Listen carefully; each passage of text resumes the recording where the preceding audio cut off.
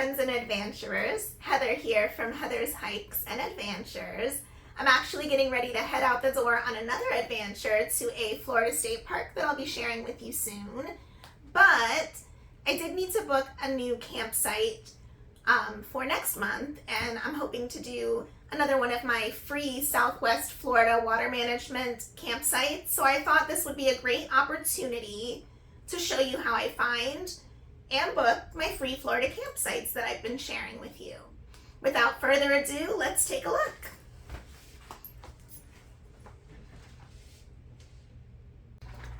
So here you can see I am currently on the Southwest Florida Water Management District site, which is watermatters.org. I will put that link below so that you can see it in the description. It then routes you to their homepage and you would select recreation. And you can see all the different activities that are offered. However, we're going to go straight to camping. Now this takes you to every single property that they have camping at through the water management district. There are 5 water management districts. There's North Florida, South Florida, St. Johns River, and I will list those below in the description as well, and I'll also show you a brief overview of those here at the end. But since this is the one that I've been utilizing, I wanted to show this to you. And you can see there are quite an extensive list.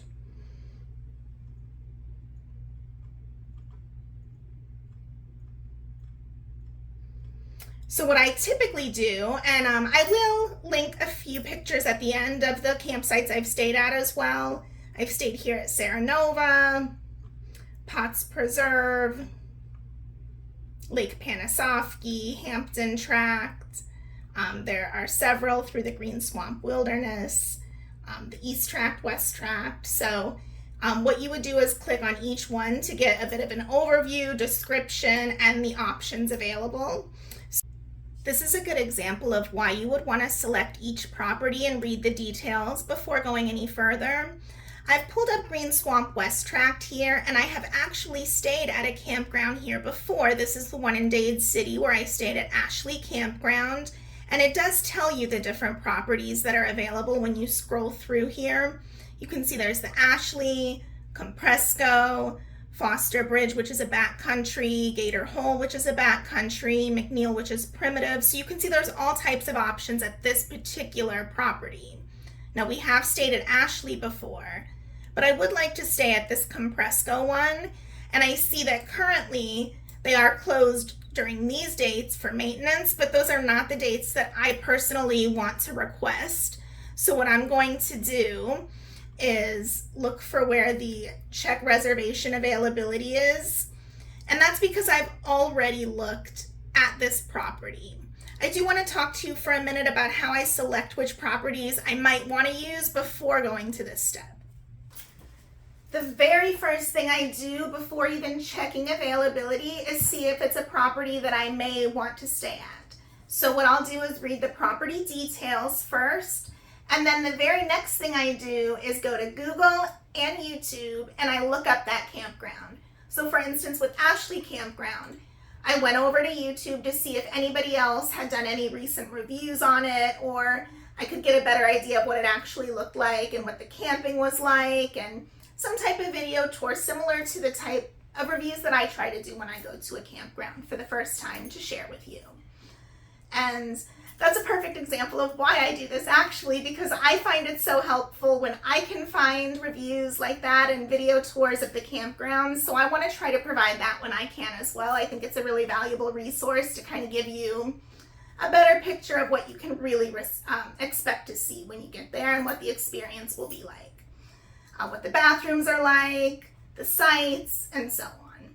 So once I've done that, and normally there always are YouTube videos, if it's one that looks promising or one that I think I want to stay at, that is when I will come back here and check the availability to see if there are any free permits that I can snag for weekends or days that I'm available. So let's do that now with Compresco. Now you can see when I click on check availability, the first thing it's going to ask me to do is log in. Now, at this point, if you have not created a login, you're able to do so right here by create new account. You don't need to put a ton of information in. You don't need to provide any payment information. It's just basically asking for your, driver's license, tag number, those types of things for security purposes before they send you any type of gate security codes. So you would just go ahead once you have one and enter your username and password here. Click that you are not a robot and log in. I'm obviously not going to show you my login information, but I will join you in just a moment once I am logged in. All right, now that I am successfully logged in, I am able to check the availability. I can see what is available at each of the different campgrounds at this particular property. You can see here Ashley, where I stayed, is closed like it states for the closure, but then starting right on that 22nd, it's back up for availability. You can only book 30 days out.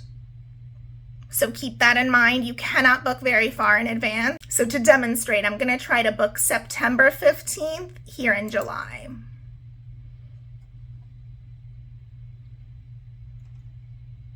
And that's when it gives you that note right here that they can only be made a maximum of 30 days in advance. So if I were to request this and submit it, it would tell me an error that I am not able to do so and remind me that it must be 30 days or less. I wanted to give you an example here so that you can see what happens if you do try to submit for something beyond that 30 days.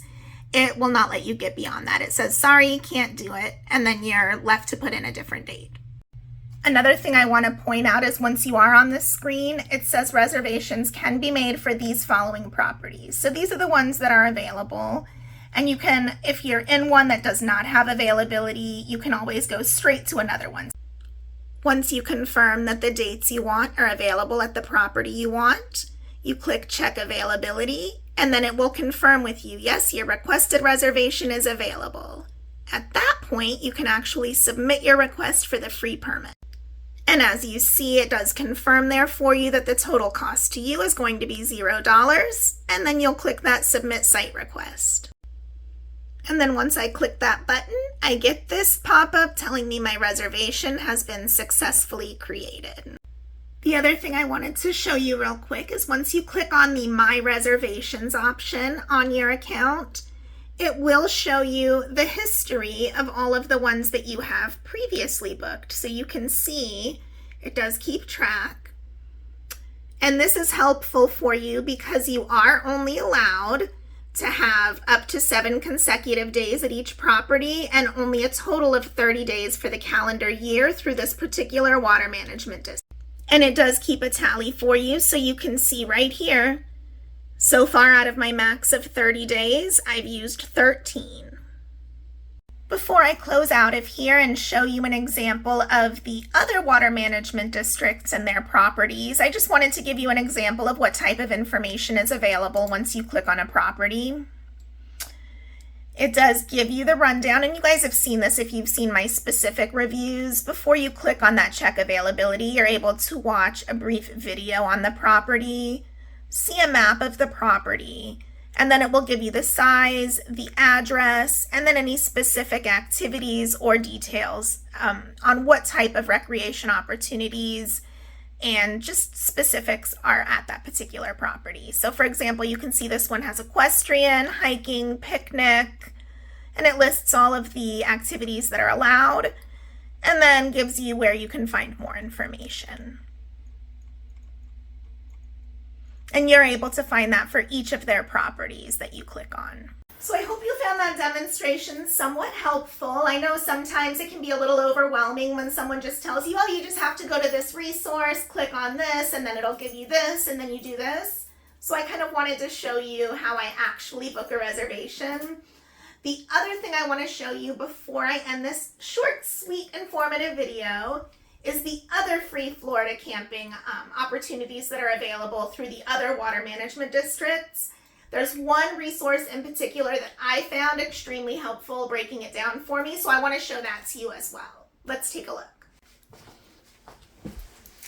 I have now gone over to campendium.com and filtered it by the free camping Florida the Florida Water Management District options. And it gives you this complete guide to Florida's free water management district properties. I found this so helpful because it gives you a great overview. It tells you what each of the districts are. You can see there's Northwest Florida, and that tells you what area that covers.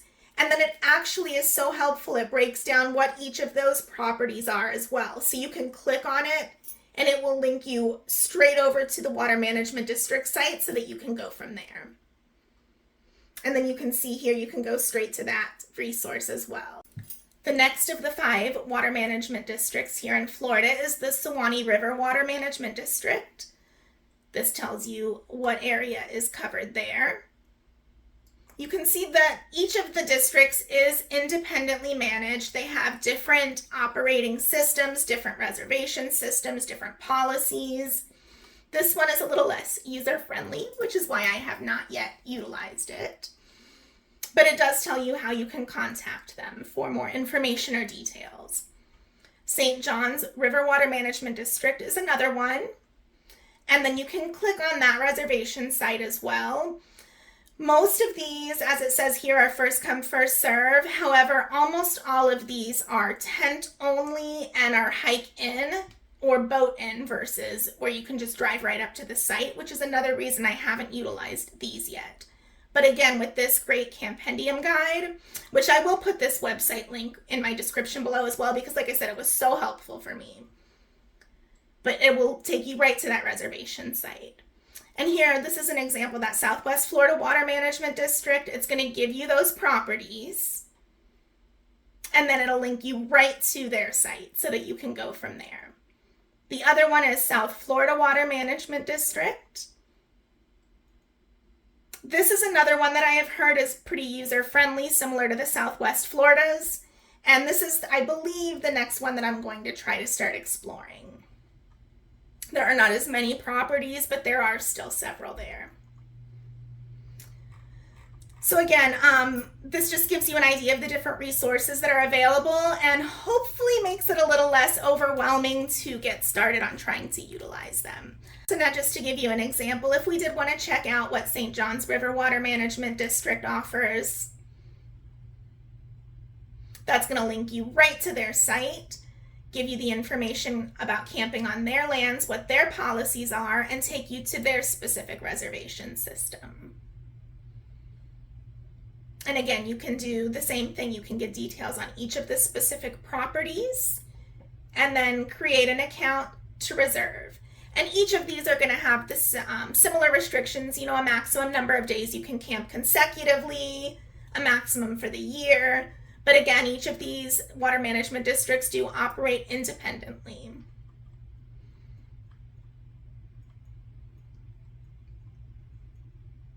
Really, you can see there are a ton of properties. It is a little extra work than typical BLM lands would be, but there are so many great options that are available to us for free. All right, folks, there you have it. Like I said, this was just a very short, sweet, and hopefully informative video to help you guys navigate Florida's free camping public lands that are available to us and how to go about getting those free permits. It is completely free.